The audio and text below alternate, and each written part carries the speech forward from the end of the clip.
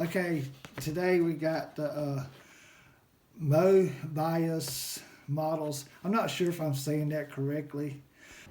Okay, today I got the Moebus models. I'm not sure if that's the pronunciation is correct or not.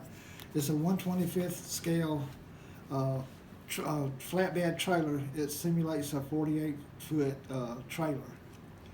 This is my first time buying anything by that brand name, so I'm not sure of the quality or the workmanship or anything about how easy it is to put together, how difficult it is. Uh, there's two ways you can build it according to the box. You can build it with it flat, or you can build it with it cambered. I think I'm going to do it with it flat. Here's what the box looks like on the back. On the sides, all the sides look the same. But anyway, the box is a really good looking box. The contents inside looks like they're well packed. And anyway, instruction manual, individual packs of parts, wheels,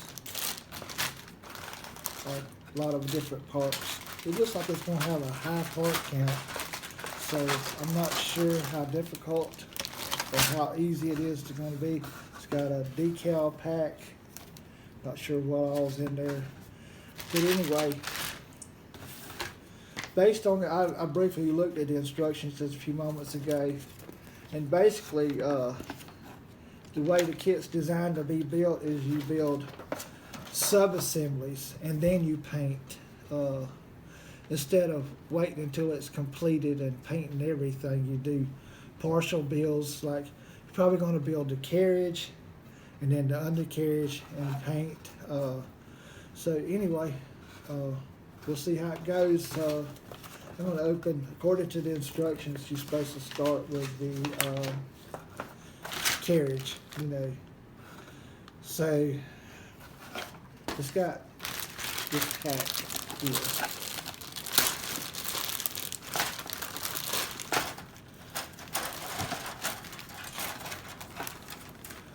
Okay, this looks like some of the side pieces. Not exactly sure. Those are identical. Okay.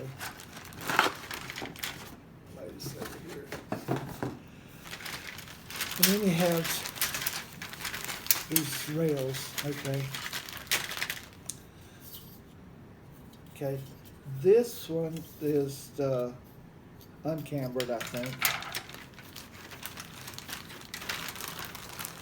I know you've probably all seen flatbed trailers where they're going down the road and it looks like they're bowed in the middle.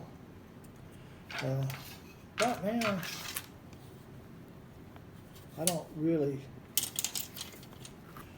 see the difference. So I had to get more into that. But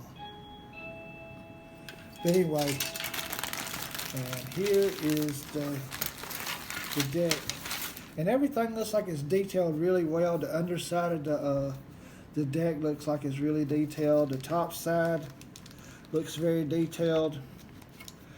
I think it's designed, according to this, to be painted. It's got a color chart over here.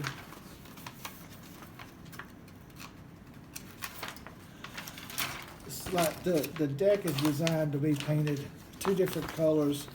It's got like wooden centers, top tie-down points, or I don't know what you would call them, runners.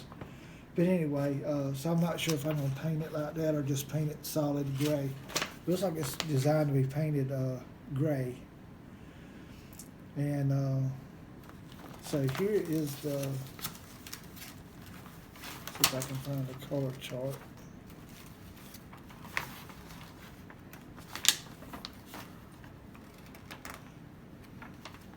Okay, here's the color chart on the back. Okay, so anyway, so probably going to build the deck and then build the undercarriage. This is like undercarriage parts. Build that and paint all these parts paint these parts and then do further assemblies. These are the wheels, the tires. The tires look really nice. I really like the way the tires look in the pack. They're a little wider than the ones that's on the Revell truck. And the rims look really nice too. I like the way they look. And here's some thinner rims and some more springs and airbags and such as that. It's got a package of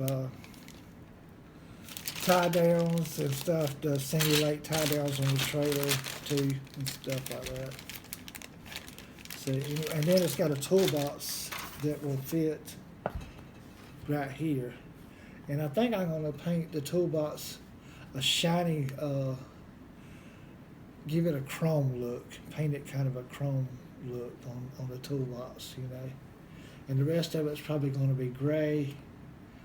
On the picture here, it doesn't show with reflectors down the side,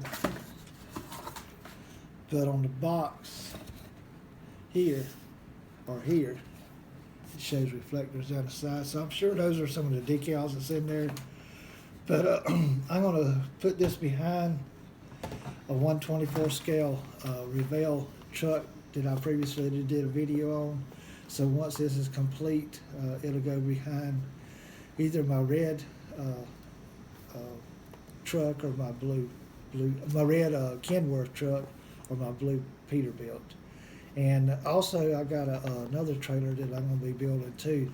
It's a car hauler, and it's a Revell car hauler. So I'm not sure how difficult or how user-friendly this is going to be, but it does got some really nice instructions from the best I can tell, you know. So anyway, we'll start from that.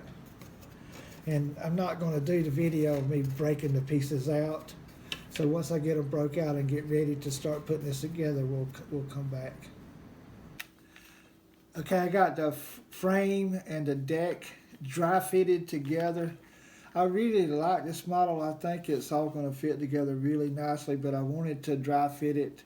Per the instructions, it says you should do that, and I think I agree. So you don't end up putting something together incorrectly and then not being able to get it apart.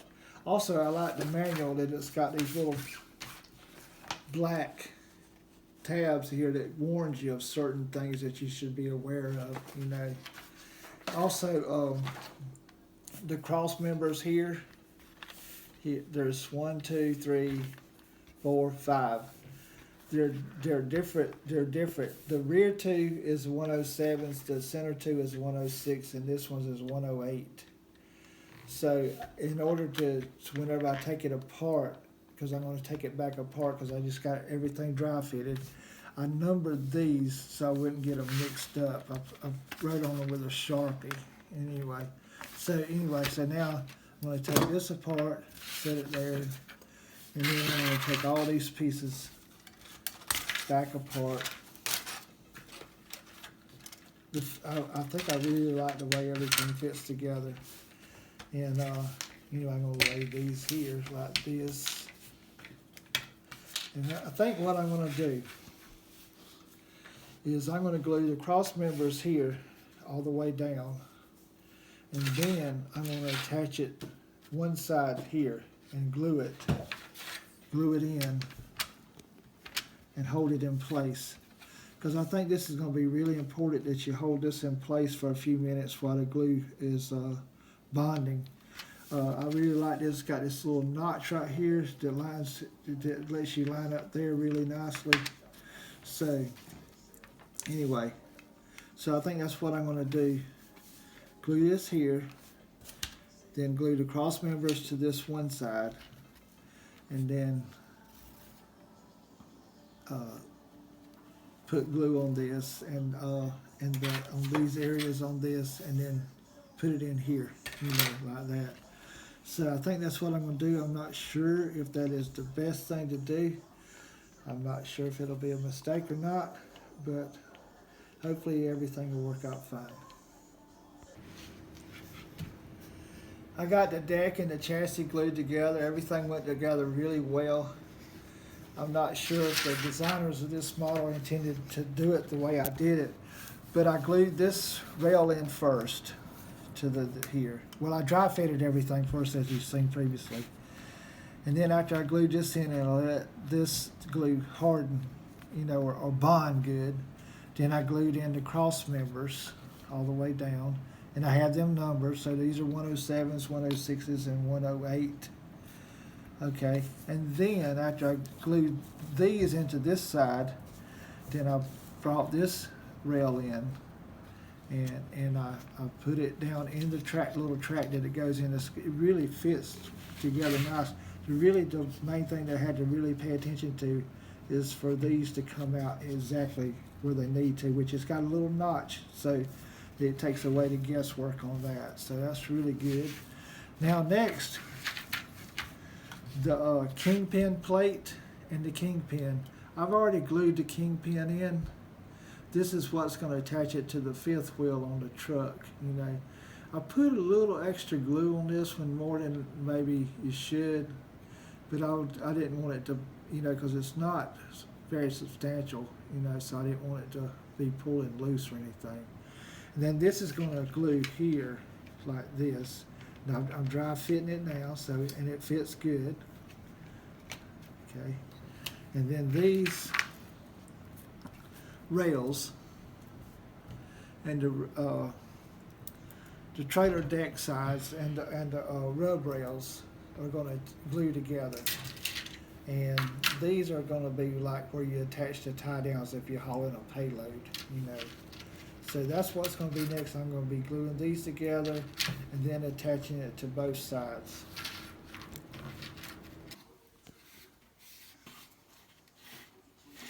Okay, you ready? Okay, completed putting the side assemblies on. They went on really well. I was a little concerned with them, trying to hold them in place, but it really wasn't a problem. So these are on. Next thing is to put the rear seal and bumper on, and the front seal. And then after that, this will be a sub-assembly that's completed, and it'll be ready for paint, and then on to the next sub-assembly.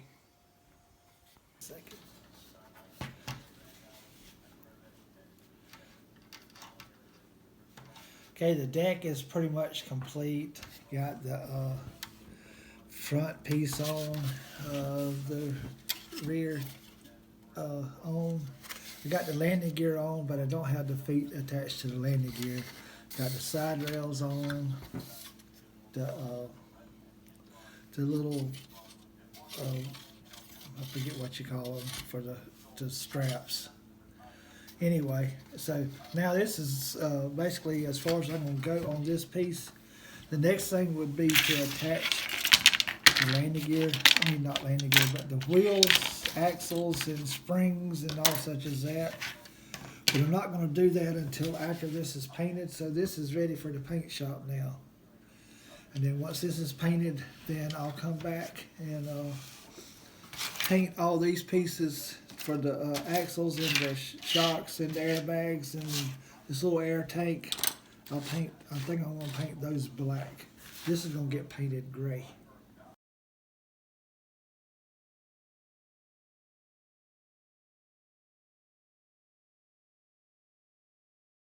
But the trailer is pretty much done, except for a little touch up here and there, and finishing the lights on the trailer and the decals. But overall, it's done. And so when you get the decals on it, I'll put it behind my Revell semi truck and put some things on the trailer. Not sure what I'm going to put on it yet. All right, thank you. Okay, well, our 48-foot trailer is complete. We got it hooked up behind the big rig now, ready to haul a load of Pepsi and an old Chevrolet truck, you know. So it went together pretty well. I'm satisfied with it. I'm sure there are those that could do a lot better and probably could do much, much better. But for me, it's good enough, and I think I'm happy with it. And I believe it turned out good. Thanks.